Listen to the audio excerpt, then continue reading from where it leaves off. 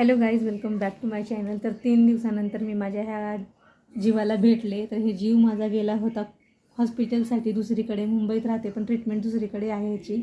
कारण लॉकडाऊनपासून जिथे मी दाखवते आहे तिथला रिझल्ट मला खूप छान आहे आणि म्हणून मी दर वर्षातनं 3 वेळेस मी तिकडे व्हिजिट करते. कारण आम्हाला अपॉइंटमेंट घ्यावी लागते अगोदर, त्यामुळं आम्ही तिकडेच व्हिजिट करतो. आणि जरी काही इमर्जन्सी असली तरी आम्ही सरांना कॉलवरती बोलतो आणि बेसिक हॉस्पिटलसाठी आम्ही इथेच दाखवतो.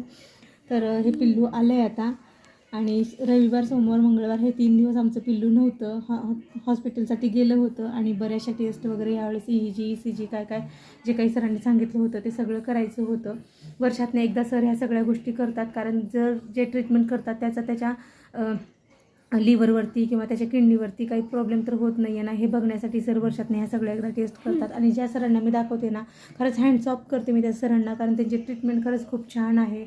आणि ते ना म्हणजे पेशंट ही माझी जिम्मेदारी आहे असं म्हणून त्यांनी ट्रीटमेंट करत असतात. कारण त्यांना असं वाटतं की माझ्या योग्य ट्रीटमेंटमुळं जे पेशंट आहे ते लवकरात लवकर रिकवर व्हावं आणि कमीत कमी मेडिसिन त्याला खाण्यात यावे असं त्यांचा विचार असतो. आणि मला खरंच त्या सरांचे हे विचार खूप पटतात. म्हणून मी मुंबईत राहूनसुद्धा येणं जाण्याचा खर्च होतो मला आणि प्रॉब्लेम होतो तरीसुद्धा आम्ही तिकडेच ट्रीटमेंट करतो.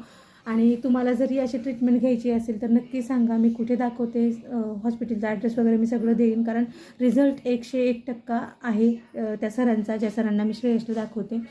तर पिल्लू आलं आणि माझ्या जीवात जीव आला. कसं हसते बघा मधल्यामध्ये. का झालं? तर आई ही आई असते. आईचा जीव फक्त लेकरात असतो.